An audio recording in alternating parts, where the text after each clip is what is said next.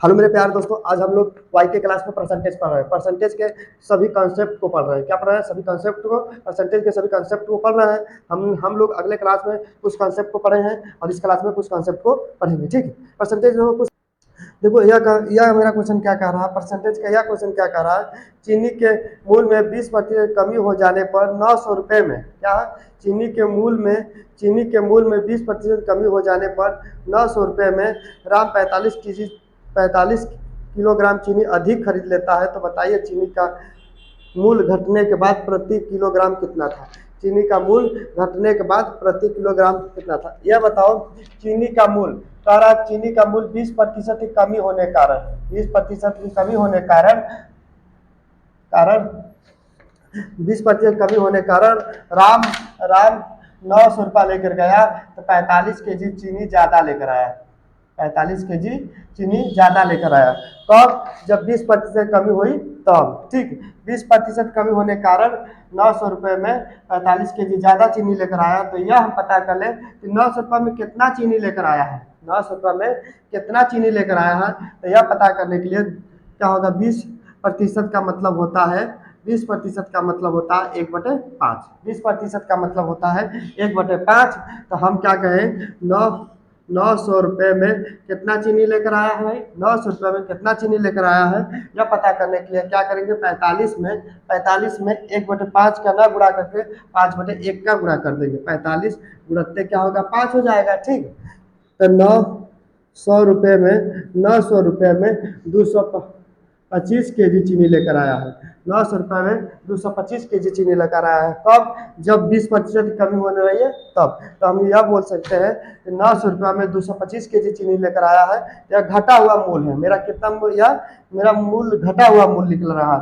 तो हम 1 केजी का दाम निकाल लेंगे। 1 केजी का दाम निकालने के लिए 1 केजी का दाम कितना है, तो 900/225 भाग देंगे, कितना आएगा, 900/225 भाग देंगे, कितना आएगा भाई, 4। तो हम कहेंगे 4 रुपया। ठीक है, 20% कमी होने के कारण 1 केजी का दाम कितना हुआ भाई, 4 रुपया था। ठीक है, ये आपका आंसर। कब, यह देखो, यह लिखना है तो घटा हुआ मूल है, घटा हुआ मूल। ठीक, मूल, ठीक, घटा हुआ मूल। अगर वह कहा देगा वास्तविक मूल बताइए, तो वास्तविक मूल ज्ञात करने के लिए पहले जितना मूल था वो ज्ञात करने के लिए वास्तविक मूल देखो, वास्तविक मूल कैसे लिख लेगा, तो वास्तविक मूल ये बताओ कितना ज्यादा लेकर आया है भाई, 45 ज्यादा लेकर आया है, 45 ज्यादा लेकर आया है। इसका मतलब 45 ज्यादा है तो 225 में से 45 घटा देंगे तो यह मालूम होगा कि 900 रुपये में कितना चीनी लेकर आया है। यह मालूम हो जाएगा 900 रुपये में कितना चीनी लेकर आया है, 180, क्या हुआ, 180 केजी चीनी लेकर आया है। तो बताइए वास्तविक मूल्य क्या हुआ, तो 900 रुपये में 180 केजी चीनी लेकर आया है। तो वास्तविक मूल्य निकालने के लिए क्या करेंगे, 900 रुपये में 180 से भाग देंगे, यह कट गया, कितना आया, 5 रुपये। ठीक है, वास्तविक मूल्य कितना भाई, 5 रुपये। ठीक, पहले कितना लेकर आता था, पहले 5 रुपये। अगला क्वेश्चन मेरा क्या कह रहा है, अगला क्वेश्चन मेरा कह रहा है चीनी की कीमत में 5% की छूट देने के बाद कोई ग्राहक 608 रुपये में 2 किग्रा ज्यादा चीनी खरीद सकता है। तो चीनी का वास्तविक विक्रय मूल्य क्या है, चीनी का वास्तविक विक्रय मूल्य क्या है। यह मेरा क्वेश्चन कह रहा है कि अगर चीनी के मूल्य में 5% कमी हो जाने के कारण जो 608 रुपये में 8 रुपये में कितना चीनी लेकर आ रहा है, 2 केजी ज्यादा चीनी लेकर आ रहा है। कितना चीनी लेकर आ रहा है ज्यादा, 2 केजी चीनी ज्यादा लेकर आ रहा है। तो 5% का मतलब हुआ 1/20, 1/20। 5% का मतलब हुआ 1/20। हम यह पता कर ले कि 608 रुपये में 608 रुपये में कितना चीनी लेकर आया है, 608 रुपये में कितना चीनी लेकर आया है। तो हम क्या करेंगे, 2 गुणते 1/20 का ना गुणा करके 20/1 का गुणा कर देंगे, कितना होगा, 40 हो जाएगा। कितना होगा भाई, 40 केजी। मतलब 608 रुपये में 40 केजी चीनी लेकर आ रहा है। 608 रुपये में कितना चीनी लेकर आ रहा है भाई, 40 केजी चीनी लेकर आ रहा है। कब, जब 5% की कमी हो रही है तब, 5% की कमी हो रही है तब। तो हम कह देंगे, तो यह मेरा तो घटा हुआ मूल है, घटा हुआ मूल निकला, घटा हुआ मूल ठीक है। तो वास्तविक मूल्य निकालना है, वास्तविक मूल्य, भाई वास्तविक मूल्य निकालो। ये बताओ, हम 2 kg ज्यादा चीनी लेकर आ रहे हैं ना भाई, 2 kg ज्यादा चीनी लेकर आ रहे हैं ना, तो बताओ, तो 608 रुपये में पहले कितना चीनी लेकर आते थे, 608 रुपये में 2 kg ज्यादा चीनी लेकर आ रहे हैं। इसका मतलब 40 में से 2 घटा देंगे, कितना लेकर आते थे, 38 kg ज्यादा चीनी लेकर आए हैं। कितना ज्यादा, 38 kg चीनी ज्यादा लेकर आए हैं। तो बताइए कितना, तो वास्तविक मूल्य निकालना है, तो और 608 में 38 से भाग दे देंगे, मेरा निकल जाएगा। 608 में हम 38 से भाग दे देंगे, हमारा निकल जाएगा कि वास्तविक मूल्य कितना लेकर आए हैं। 638 में 8 से भाग दे देंगे, तो 8 से भाग दे दो, कितना आएगा, तो हम कर देंगे 16। कितने बार गए भाई, 16 बार। यही आपका आंसर होगा। कितना आंसर होगा, 16। यही आपका आंसर। अगला क्वेश्चन मेरा क्या कह रहा है, अगला क्वेश्चन मेरा कह रहा है, चीनी की कीमत में 20% कमी हो जाती है तो एक व्यक्ति अब 36 रुपये में 500 ग्राम चीनी अधिक खरीद सकता है, तो प्रति किग्रा चीनी का आरंभिक कीमत क्या है, प्रति किग्रा चीनी का आरंभिक कीमत क्या है। यह कह रहा है चीनी के मूल्य में 20% की कमी हो रही है, कमी हो रही है। 20% कमी होने के कारण यह कह रहा है 36 रुपये में 500 ग्राम ज़्यादा चीनी लेकर आ रहा है। 36 रुपये में 500 ग्राम ज़्यादा चीनी लेकर आ रहा है। तो हम यह पता है, यह निकाल लें, तो भाई 500 ग्राम 5 किग्रा चीनी ज़्यादा लेकर आ रहा है, मतलब किलोग्राम में कितना चीनी ज़्यादा लेकर आ रहा है, तो 0.5 किलोग्राम ज़्यादा चीनी लेकर आ रहा है। तो हम कहेंगे 20% कमी होने के कारण 36 रुपये में 0.5 kg ज़्यादा चीनी लेकर आया। 36 रुपये में 0.5 kg का मतलब आधा किलो ज़्यादा चीनी लेकर आ रहा है, आधा किलो ज़्यादा चीनी लेकर आ रहा है। तो कब 20% का मतलब होता है 1/5। 20 रुपये में 0.5 kg ज़्यादा चीनी लेकर आ रहा है, कब, जब 20% कमी हो रही है तब तो हम यह पता कर ले भाई 36 रुपये में कितना चीनी लेकर आ रहा है जब 20% कमी हो रही है। तो यह पता करने के लिए 36 रुपये में यह पता करने के लिए 0.5 गुणते क्या होगा, 5 से गुणा कर देंगे, कितना 2.5 हो जाएगा, 2.5 kg।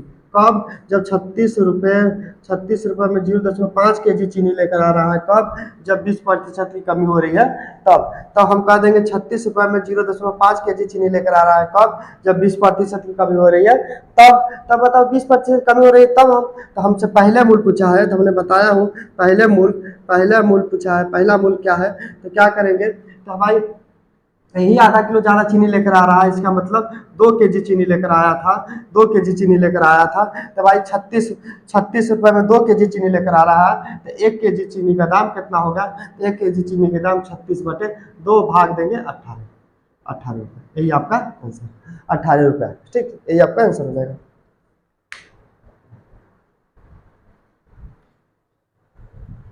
मेरा क्वेश्चन कह रहा है, जब पानी जमकर बर्फ बन जाता है तो जब पानी है बर्फ जमकर बर्फ बन जाता है तो उसके आयतन में 9 सही 1/11% की वृद्धि हो जाती है। तो बताइए कि 55 घन मीटर पानी को जमाने में कितना बर्फ प्राप्त होगा, 55 घन मीटर पानी को जमाने में कितना बर्फ प्राप्त होगा। ठीक, तो सिंपल सी बात है, यह कह रहा है कि पानी है और यह बर्फ है, तो पानी है या बर्फ है, तो उसके आयतन में, मतलब जब पानी जमकर बर्फ बन जाता है तो उसके आयतन में इतने की वृद्धि हो जाती है। देखो पानी के आयतन में कितने की वृद्धि हो जा रही है, तो 9 सही 1/11% की वृद्धि हो रही है। तो यह बताओ, पहले क्या था, इसको मतलब हुआ 9 सही 1/11 का मतलब क्या हुआ, तो इसका मतलब तो 12 बटे क्या हुआ भाई, 12/11 हुआ, 12/11 हुआ। इसका मतलब पहले पानी 11 था, अब क्या हुआ, बर्फ बन गया तो 12 हो गया। ठीक, बर्फ बन गया तो 12 हो गया, पहले पानी कितना था, 11 था, अब बर्फ बन गया तो 12 हुआ। तो पहले पानी का जो आयतन है दिया है 55 है, पानी का आयतन है 55 है, यह कितना गुना है भाई 11 का, तो 5 गुना है। इसका भी हम 5 गुना कर देंगे, कितना हो जाएगा 60। यही आपका आंसर। ठीक, यही आपका आंसर। तो अगला क्वेश्चन मेरा क्या कर रहा है, अगला क्वेश्चन कह रहा है, स्वाति अपनी आय का 40% खाने पर और 25% घर के किराए पर, 15% मनोरंजन पर और 5% आवागमन के किराए पर व्यय करती है। यदि मास के अंत में उसकी बचत 1200 रुपये हो तो उसकी मासिक आय क्या है। ठीक है, देखो मेरा क्वेश्चन कह रहा है यदि स्वाति अपनी आय का 40%, देखो स्वाति जो अपनी आय का 40% खाने पर, कितना 40% खाने पर और 25% जो है घर के किराया पर, कितना घर के किराया पर, और 15% जो है मनोरंजन पर, 15% मनोरंजन पर, और 5% है वो क्या कर रहा है, आने जाने में खर्च कर रहा है, आने जाने में खर्च कर रहा है।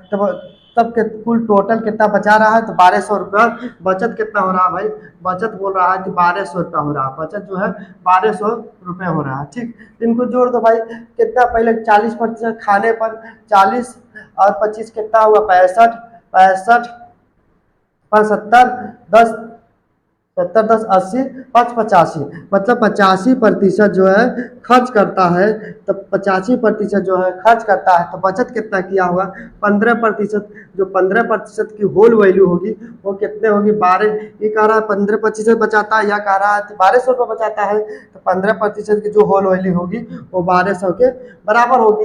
1200 के बराबर होगी तो 1% की बराबर क्या होगा, 1% बराबर क्या होगा, 1200/15, 1200/15, तो कितना हुआ, भाग दे दो, 15/120 मतलब 80, 1% बराबर 80 है, तो 100% बराबर कितना हुआ, 8000 रुपये। कितना हुआ भाई, 8000 रुपये, यही आपका आंसर। अगला क्वेश्चन मेरा क्या कर रहा है, एक व्यक्ति अपने आय का 20% बड़े बेटे को और शेष आय का 30% छोटे बेटे को देता है, और शेष राशि का 10% एक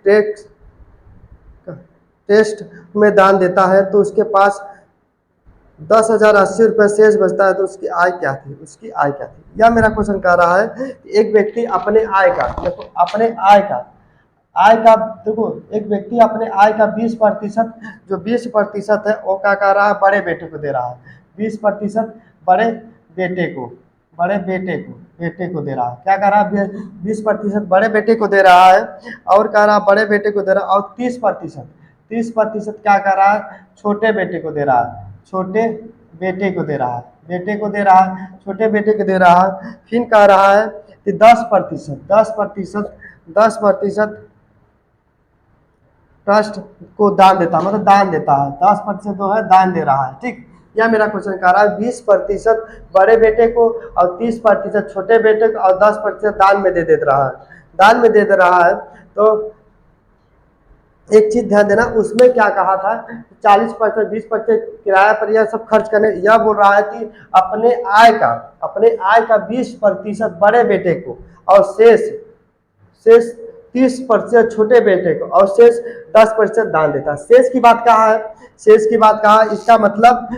इसका मतलब हम क्या करें, 20% था, 20% से फिर क्या हुआ, बड़े बेटे को दिया 20%, फिर छोटे बेटे को क्या दिया 30%, फिर 10% दान देता है। तो बाद में उसके पास कुल कितना बचा, तो बोल रहा है कि इतने देने के बाद उसके पास बचा है 10,080 रुपये। कितना बचा भाई, 10,080 रुपये। एक चीज ध्यान दियो, 20%, 30% और 10% बराबर कितना हो रहा है, तब 10,080 रुपये। इसका मतलब अगर हमसे यह देकर पूछा आय बताइए कि यह हमको देकर हमको आय पूछा है, मतलब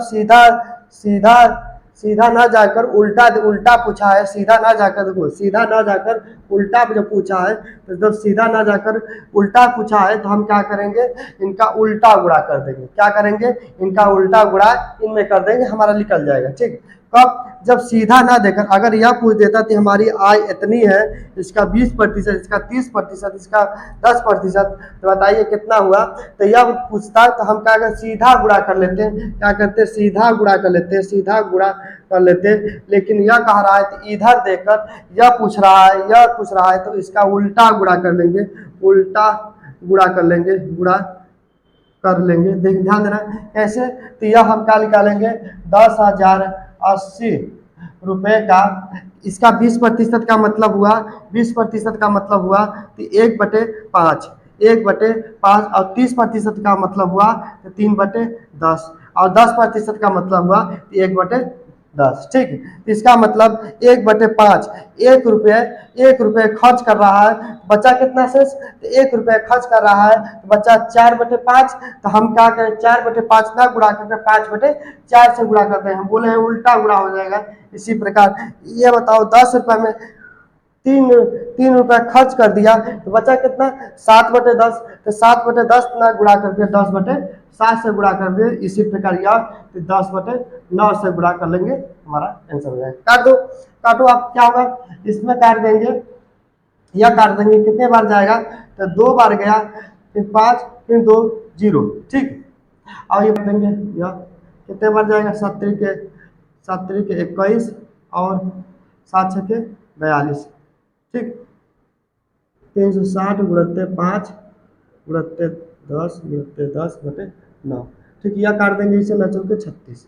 ठीक, और 4×5 = 20, यह 2 3 0, मतलब कितना हुआ भाई, 20,000। हमारा आंसर कितना हुआ भाई, 20,000। यही आपका। एक व्यक्ति अपने वेतन का 12.1/2% दैनिक उपयोग की वस्तुओं पर खर्च करता है और शेष वेतन का 30% घर के किराए पर खर्च करता है, तो उसके बाद उसके पास 2940 पर बचते हैं, उसका वेतन क्या था। देखो मेरा यह क्वेश्चन कह रहा कि भाई अपने वेतन का 12.1/2% दैनिक उपयोग में खर्च करता है और शेष, इसी का शेष का मतलब 30% घर के किराया पर देता है। फिर तो उसके पास बचता कितना है, तो उसके पास बचता है 2940 रुपये बचा। ये देखो 2940 रुपये बचा। यह मेरा कह रहा कि देखो अपने आय का 12.1/2% दैनिक उपयोग में खर्च करता है और 30% घर के किराया पर खर्च करता है, तो उसके पास कितना बचा, 2940 रुपये बचा है। बोल रहा था 2940 रुपये। ये देखो मतलब उल्टा पूछा है, सीधा पूछा रहता तो हम सीधा गुणा कर लेते, लेकिन उल्टा पूछा है तो इसका मतलब क्या हुआ, देखो इसका मतलब हुआ कि 12/1/2% का मतलब हुआ 1/8। 12/1/2% का मतलब हुआ 1/8 हुआ। इसका मतलब हुआ कि 3/10 हुआ, 3/10। इसका यह मतलब हुआ कि 1/8 का मतलब हुआ 1/8 का मतलब हुआ कि 8 हमारी आय था, 8 1 रुपया खर्च कर दिया, बचत कितना हुआ भाई, तो हम कहेंगे बचत हमारा है 7/8। तो हम क्या करेंगे, 7/8 2940 में 7/8 तो 8/7 का गुणा कर देंगे। हम बोले हैं तो उल्टा इसका गुणा होगा, इसका उल्टा गुणा भाई, उल्टा कर दो तो क्या हुआ, 3/10 का मतलब हुआ 3/10 का मतलब हुआ 10/7। 10/7 अब हल कर दो, देखो कितना हुआ, 7×4 = 28, 7×4 = 28, 7×4 = 28, 7×2 = 14। फिर यह कट गया, फिर यह काट दो, 7×6 = 42, मतलब 8×6 = 48। 4800 कितना आंसर भाई, 4800। यही आपका है। अगला क्वेश्चन देखो, अगला क्वेश्चन मेरा क्या कह रहा है, अगला क्वेश्चन मेरा यह कह रहा है, राम अपने वेतन का 40% भोजन पर और 20% घर के किराए पर और 10% मनोरंजन पर और 10% यातायात पर खर्च करता है। यदि महीने के अंत में उसकी बचत 1500 रुपये है तो उसका मासिक वेतन कितना है। यह कह रहा है, देखो यह कह रहा है कि राम 40% भोजन पर, 40% भोजन पर और 40% भोजन पर और कह रहा है 10% मनोरंजन, 20% घर के किराया पर। देखो 40% भोजन पर और 10% घर के किराया पर, घर के किराया पर और 10 पर, देखो कह रहा 40% भोजन पर, 20% घर के किराया पर और 10% मनोरंजन पर,